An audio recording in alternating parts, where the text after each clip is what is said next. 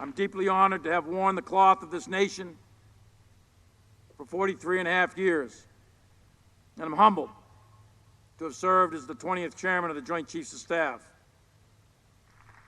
But today is not about anyone up here on this stage. It's not about the President, the Secretary of Defense, me, CQ. It's not about us.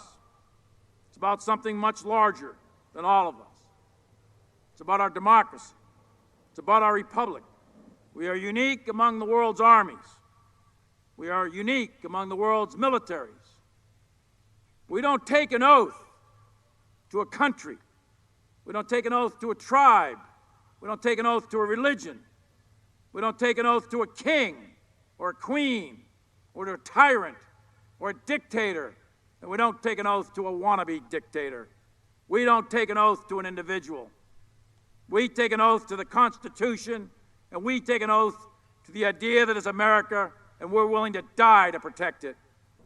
Those values and ideas are contained within the Constitution of the United States of America, which is the moral North Star for all of us who have the privilege of wearing the cloth of our nation. It is that document that all of us in uniform swear to protect and defend against all enemies, foreign and domestic. Those who sacrificed themselves on the altar of freedom in the last 2.5 centuries of this country must not have done so in vain. The millions wounded in our nation's wars did not sacrifice their limbs and shed their blood to see this great experiment in democracy perish from this earth. No, we the American people, we the American military, must never turn our back on those that came before us. And we will never turn our back on the Constitution. That is our North Star, that is who we are, and that is why we fight. Thank you, and may God bless our military, and may God bless the United States of America.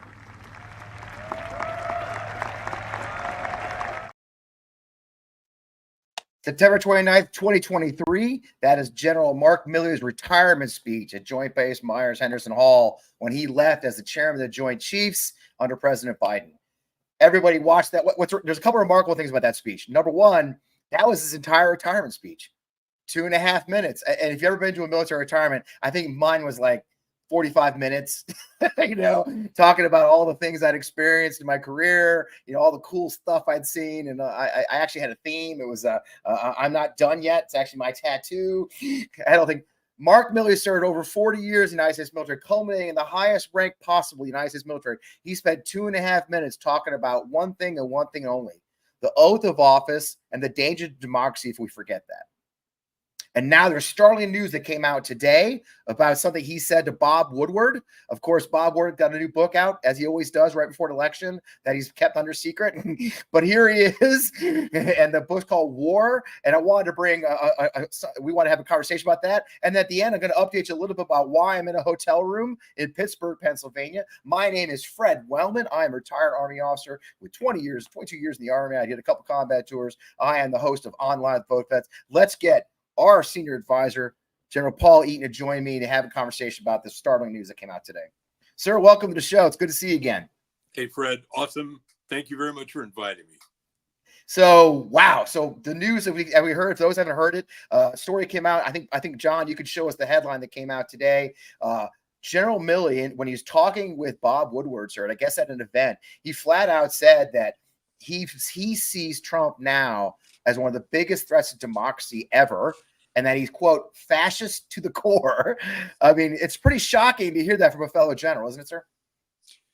So, Fred, I got to meet then Colonel Milley when he was a brigade commander with the 10th Mountain Division. I was invited up there to receive a briefing on how they were conducting their prep training for a coming deployment. And that was the only time that I really spent in close contact with Colonel Milley, now retired General Milley, former chairman of the Joint Chiefs. Yeah. And, you get this physical impression, when you meet face to face with people and you have this takeaway. Yeah. And this was a steady in the saddle kind of guy. If you went back to the Civil War in America, where you've got the general on horseback, steady, calm, looking out. And that was Milley as a colonel. And he had another colonel next to him, Mick Nicholson, another kind of steady 4-star guy. Yeah. Remarkable concentration of talent in the 10th Mountain Division. Yeah. So to hear Mark Milley do the assessments that he did, the 2.5 minutes, and your comment on retirement speech, awesome. I mean, it was, you just go for the gut, and that's what he did. Yep. I admire him quite a lot. He has staked his turf, and what he said was spot on. We've got a problem in America, and the biggest problem that we have is that this man, Trump, has revealed America to the rest of the world and revealed that he's got a lot of Americans, a lot of people who claim U.S. citizenship, who are as worrisome to us as is Trump. Trump has revealed them to be who they are. And General Milley has called each and every one of those people out. And we have a serious problem in the United States. And Mark lays it out. General Milley lays it out. And you came out with a pretty strong statement on this today. John, why don't you show us the statement that that VoteVets put out on your behalf, sir? You're added to the rank that think Donald Trump is fascist to the core, aren't you? He is. And the thing is, we have a once great Republican Party. We are a two-party system, and we each deal with the strengths and weaknesses of the other party to come out with the best possible outcome. But Mr. Trump is not a real Republican. He is not a conservative. He is something else. And General Milley called him out as a fascist. And I do believe that he is a fascist. It's all about Trump. It's all about his future acquisition of power. And I fear that when you look at Project 2025 and the impact of what they plan to do with the military personnel system, where they will get rid of those generals, those admirals who are not in line with Trump, and replace them with Trump sycophants, and replace them with fealty to Trump, not fealty to anything else, and certainly not to the Constitution of the United States of America. So General Milley has laid it out as clearly as he can. Thank God for Bob Woodward. That man, I'm 74. I remember Bob Woodward from the very beginning. And he doesn't put anything on paper unless it is rock solid, believable, absolutely corroborated. So what we have is a gift to the American people, laying out who this guy Trump is.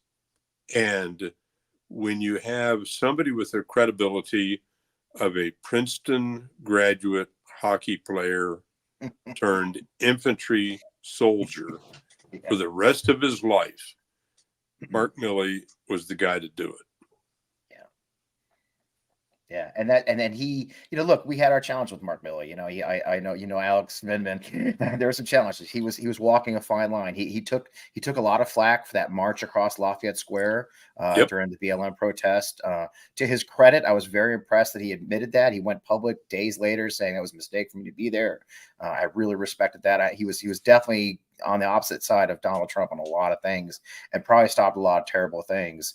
And that story goes on. I mean, there was more in that story. I mean, he actually offered to meet. I'm reading it as we speak. He offered to meet with the Department of Justice lawyers that he wanted to sit down. The DOJ lawyers told Woodward that was unheard of. And they said, he writes, the general asked a meeting because he was deeply convinced that Trump remained a danger to the country, even though he had been forced from office after Biden's election. I mean, that's how serious Milley was taking this. He grabbed him at an event, told him, hey, the quote is, here's the quote. He is the most dangerous person ever. I had suspicions when I talked to you about his mental decline and so forth, but now I realize he's a total fascist. He's now the most dangerous person to this country. And that's when he says a fascist to the core. I mean, he doesn't, I mean, that, I don't know. I hope he knows he was on the record, right? But, you know, he must have approved that quote at some point, telling us that, hey, I want this out there. And there's nothing wrong in there, is there? No, Fred. As we know, the chairman of the Joint Chiefs commands nobody. He is the principal advisor to the president of the United States. However, everybody looks to the chairman for guidance and respect for the chairman and the office that he holds. Yeah. So he may not command the armed forces of the United States or anybody in it, except for the joint staff. But the joint staff and the chairman are a collective of some of the brightest, bravest men and women we have ever seen. And their whole point of existence is to serve the combatant commanders and the president of the United States. So the joint staff is this facilitating agent of some, I can't remember the number, but it's about 450 men and women. Yeah. Relatively small organization for the responsibility that it carries. And Mark Milley, he's the guy. And that is a responsibility that really resonates to the rest of the armed forces and should to the United States. So when Mark Milley speaks, or when any chairman of the Joint Chiefs speaks, we all really have to listen. Yeah. Yeah. Especially somebody who worked directly for Trump. He saw the machinations. I'm sure we've heard since then, right, Paul, that he talked about pulling out of NATO. He talked about an immediate pullout of Afghanistan. You know, something I've been talking about quite a bit, sir, on this tour that we're on, this Not Suckers and Losers tour. By the way, thank you for what you are doing, Fred. And you are the voice. I mean, you're the voice, and thank you very much. Oh, that's very kind of you, sir. I appreciate it. Yeah, we've been talking a lot about, and I don't know if you heard about this, but I heard about it from a friend who works at the Pentagon, that they actually had a guy whose job was to monitor Trump's Twitter feed because he was issuing orders via Twitter. Like, that's how people forget the transgender order that said troops couldn't serve came out by tweet. I mean, you served a long time. You were a general yourself. I mean, can you imagine having to monitor the president's social media for your orders?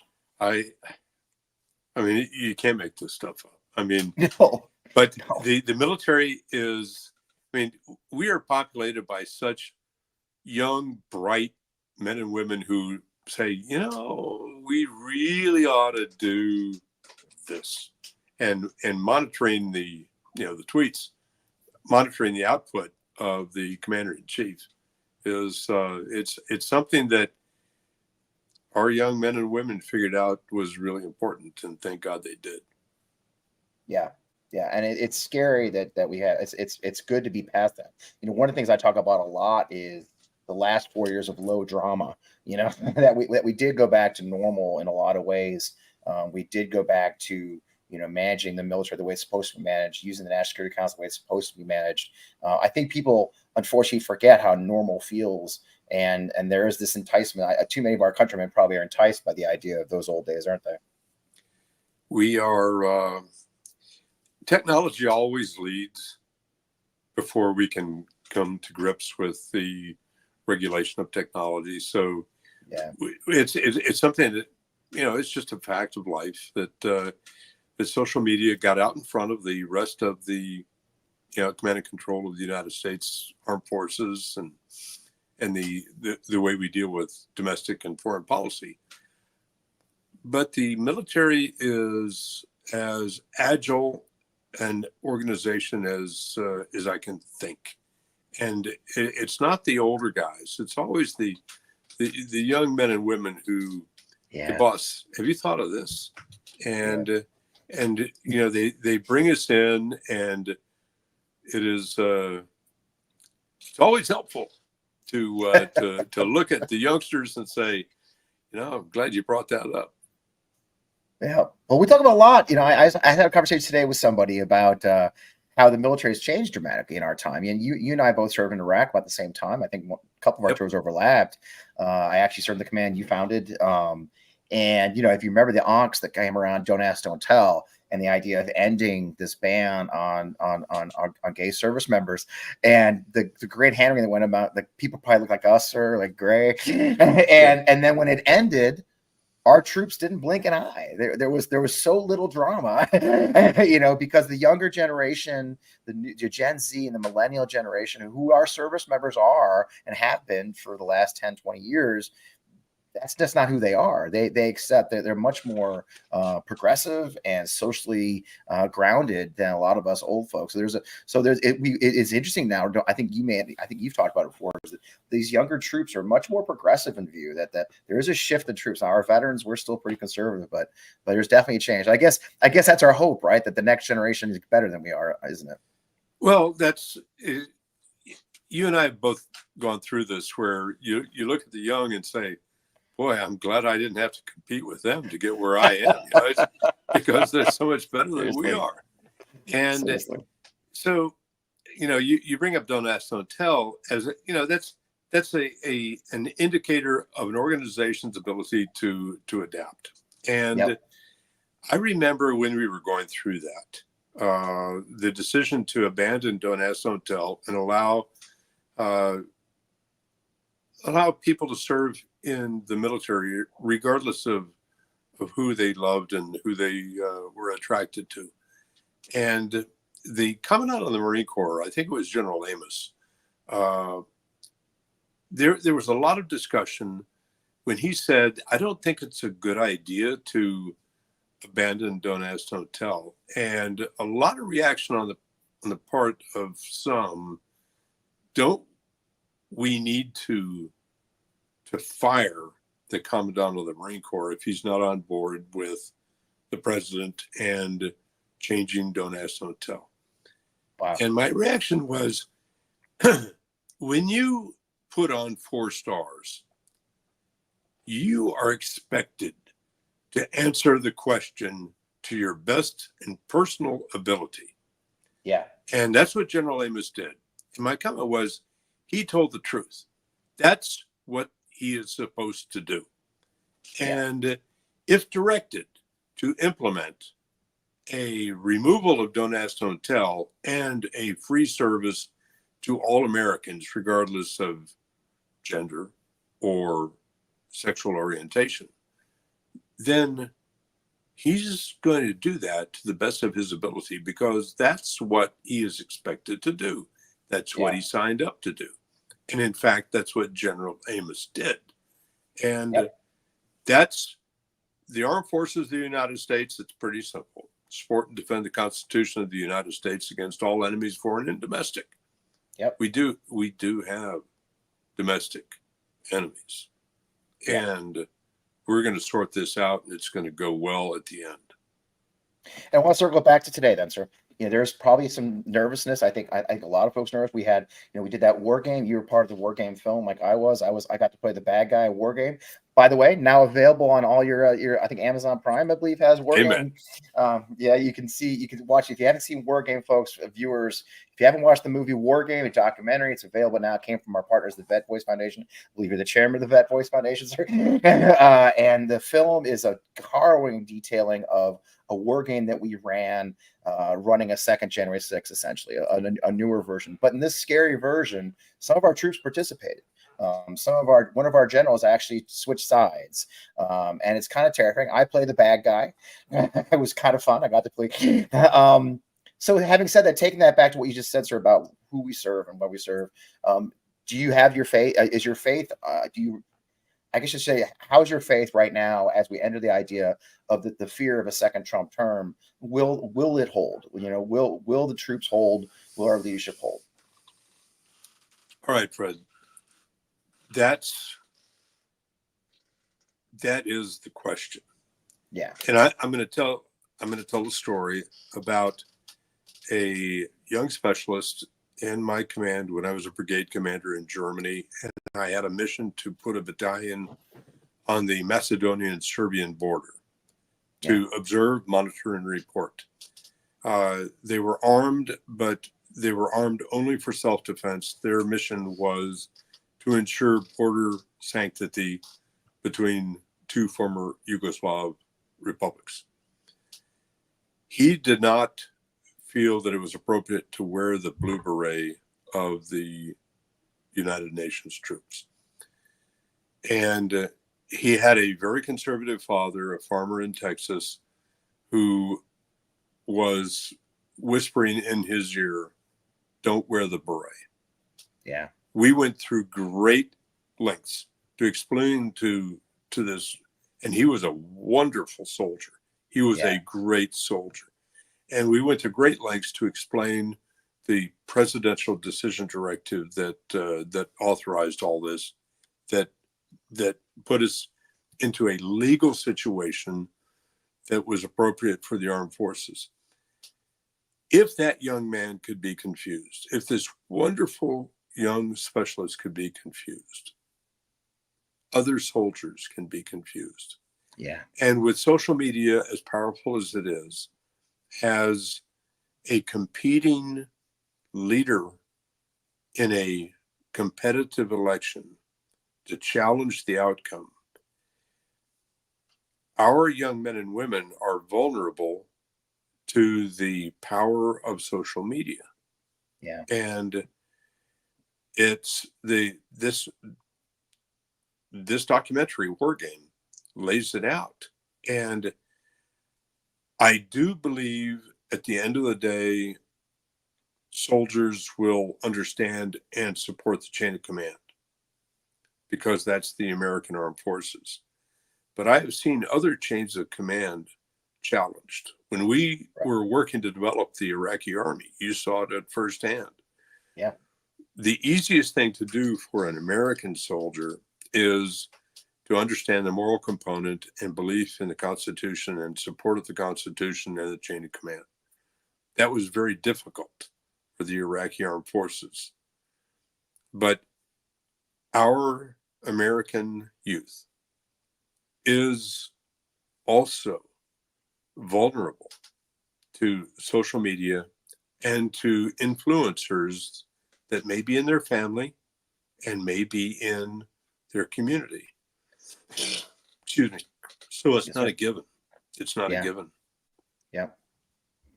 Yep. And I think, and then of course, and I'll let you go then, is as we mentioned, circling back to Project 2025, right in there. And by the way, Trump's own statements. I think he's trying to get away from Project 2025 right now, but we've heard his statements, right, Paul? He said, "I'm going to replace these generals. I'm going to fire these woke generals," right? He's going to replace them with his own people. I mean, there's some scary stuff. And I'll leave the last point that was in Milley's, the article, that independent article. Milley said to Woodward that one of his great fears is that he'll be recalled to active duty and court-martialed by Trump.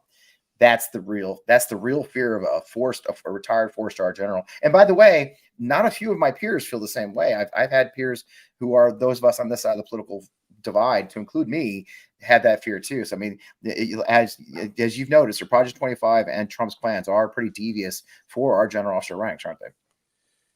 It is a problem. And I wrote an op-ed that was critical of Mr. Rumsfeld back in 2006. Yeah. And it stimulated something called the revolt of the generals. And we were fundamentally unhappy with Secretary Rumsfeld on the prosecution of the Gulf War, the second Gulf War. And there was an article that came out that my brother sent me. Can Rumsfeld court-martial the generals? Mm. And I had never considered that. when I wrote that op-ed. Didn't think that through, did you? But if you're drawing a pension, if you're obviously active duty, you're under the Uniform Code of Military Justice. And there's an article that addresses, in very broad terms, a disagreement with the chain of command. And that article could be operative to a future problem with a future Trump administration. So that's worrisome. That is worrisome. Yep. Well, our best option is what? 25 days? We vote, right? Vote. We got some great comments. A lot of people have already voted or are voting overseas and all those. So I will let you go. I know you got a lot of things to do, Paul. Thank you for joining us on this breaking news story, and look forward to talking to you again. As ever, Fred, you're doing the Lord's work. Thank you very much. Thank you. Cheers. See you soon. Cheers. Roger. Paul Eaton, who's just a wonderful leader for VoteVets, senior advisor, member of our board. I followed, General Eaton had the privilege to start the training of the Iraqi security forces. I came in right as he left to serve in the command that he founded, training the Iraqi security forces in Baghdad. So it's interesting news, as we said, for those who just joined us late. This is about an article that came out today that Bob Woodward's new book has a quote from General Mark Milley, the retired chairman of the Joint Chiefs, where he specifically says that he believes that Donald Trump is one of the most biggest dangers to our democracy. He specifically said that he wanted to meet with the Department of Justice lawyers to talk about the danger that Donald Trump represents. And he specifically says that he called Trump specifically a fascist to the core. And then actually mentioned that he was worried about being court-martialed. So we want to break that breaking news to you. So maybe join. Last thing I need to talk a little bit about why am I in a hotel room, this luxurious Courtyard Marriott in Pittsburgh, Pennsylvania, in the middle of the University of Pittsburgh. Which, by the way, okay, look, I don't know how many of you are from Pittsburgh or come to here. This is a very cool town. I got to tell you, I really love Pittsburgh. We went around, we did some touristing today and took pictures. John, why don't you bring up some of the pictures of the tours I'm talking? We've been going around the tour. We started off in New York City. If you haven't heard about this, we have a bus on one side that says Veterans Against Trump. The other side says, I'm a veteran, not a sucker or a loser. We started in New York, where that's me staying in front of the bus, in front of where the debate was. We got lucky. There was protesters who blocked the street. Our bus got stuck right in the street in front of CBS Studios, in front of the media. You can see here, we actually got some interviews done because we got stuck right in front of the media for our tour. Our mission was to go out and remind Donald Trump that we know what his disrespect for us, remind Americans of the disrespect for veterans, the disrespect for military service that Donald Trump's always had. This is our kickoff speech in New York, and talk about the dangerous and terrible things he did with the military while he was serving, and what he did against all of us. Oh, there you go. And the things he said and did, to include undermining the military chain of command, calling us suckers and losers to General Kelly, to include skipping going to Dover for 2 years after he was chewed out by the father of a service member. So it is just a lot of really terrible things that he did, and there's just no place. So we want to remind everybody. So we went around. This is in Virginia Beach. We went down to Virginia Beach to visit. JD Vance was having a fundraiser down there, so we chased him down to Virginia Beach. You got that video of JD Vance's convoy going by our bus, John?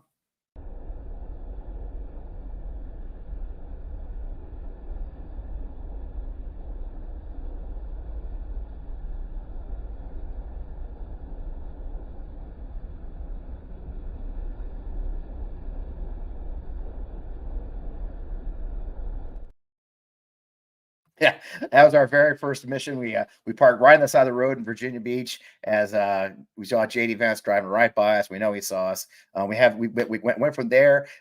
This is in Pittsburgh, right in the Cathedral of Learning at University of Pittsburgh. We showed up there.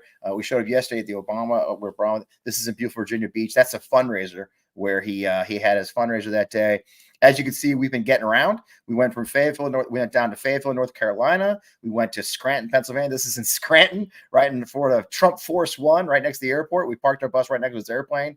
We also parked on the side of the road so Trump could see us as he went by. We went by the Trump rally. There's Donald Trump's car, y'all. I'm standing in front of the bus. There's Trump. We know he saw the bus. He was looking right at it. He saw our bus in there saying, I'm a veteran, not a sucker and a loser. So Donald Trump has seen the bus, which was really very cool. We had a lot of fun. And there's a video, I think another video of us driving by the Trump rally in beautiful Fayetteville, North Carolina.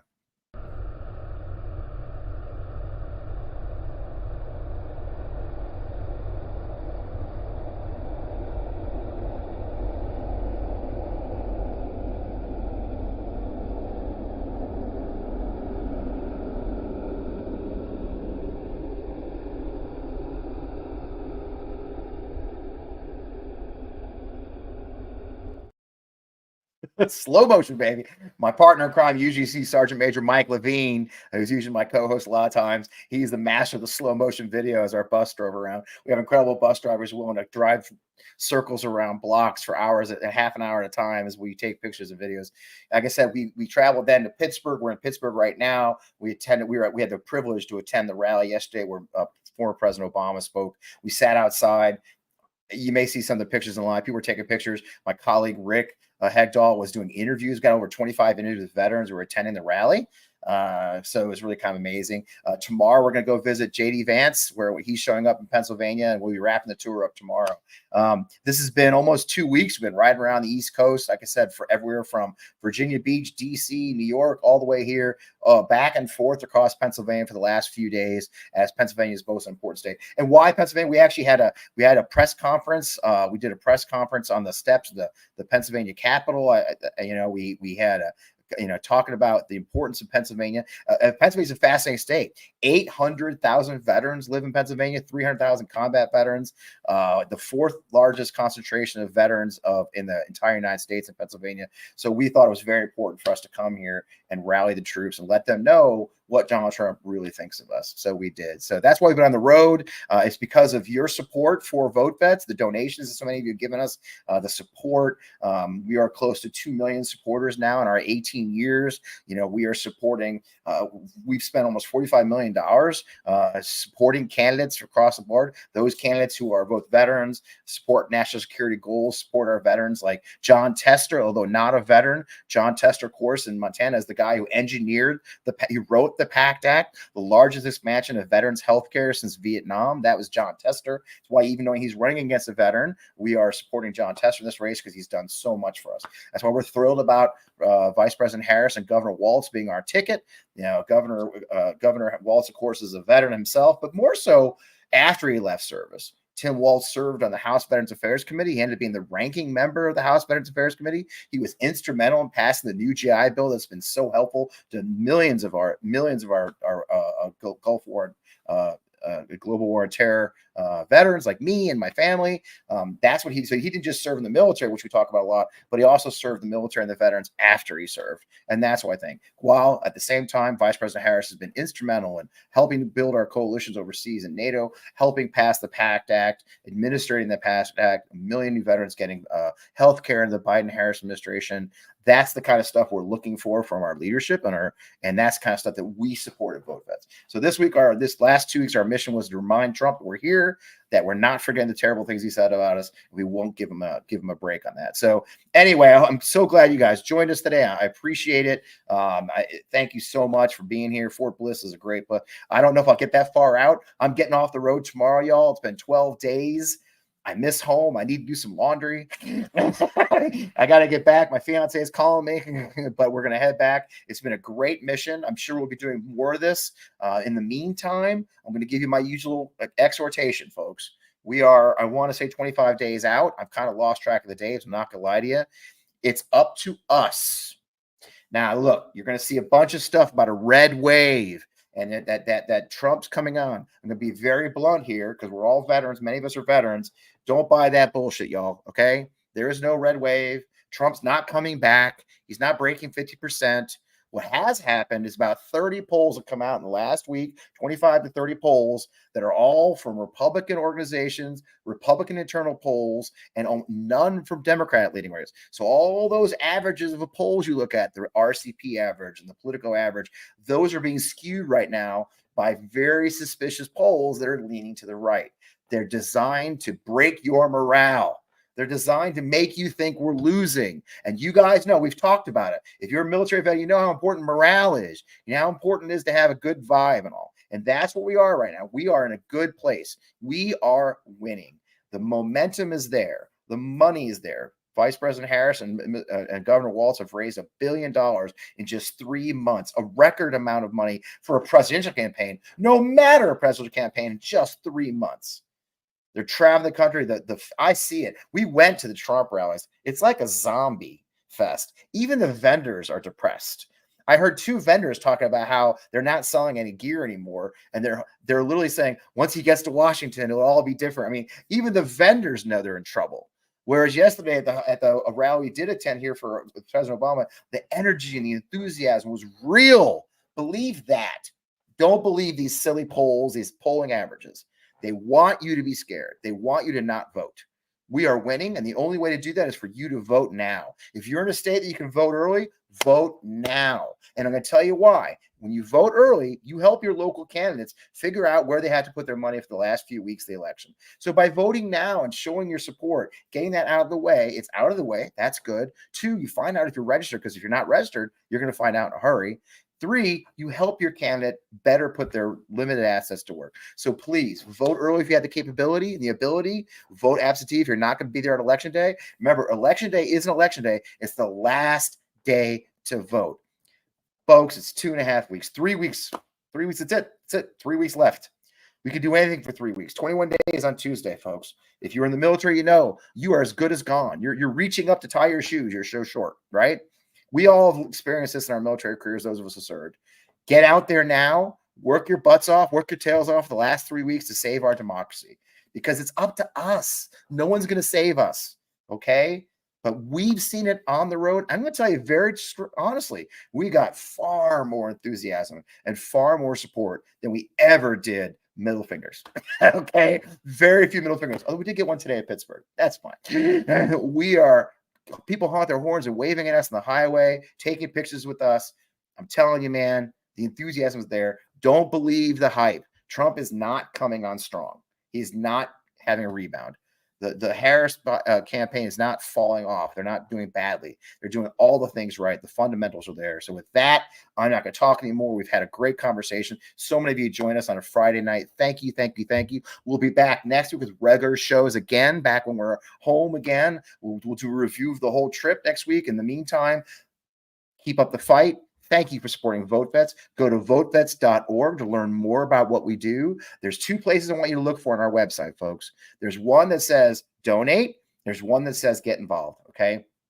How you can get involved. You click that button, you fill out the email form. We will tell you, for example, when we're in Pittsburgh, and we have a thing we call Mobilize. We'll send you an email and you'll find out where we are and you can join us for events. If you want to get involved with what VoteVets does, the best way is click on that button. Take action.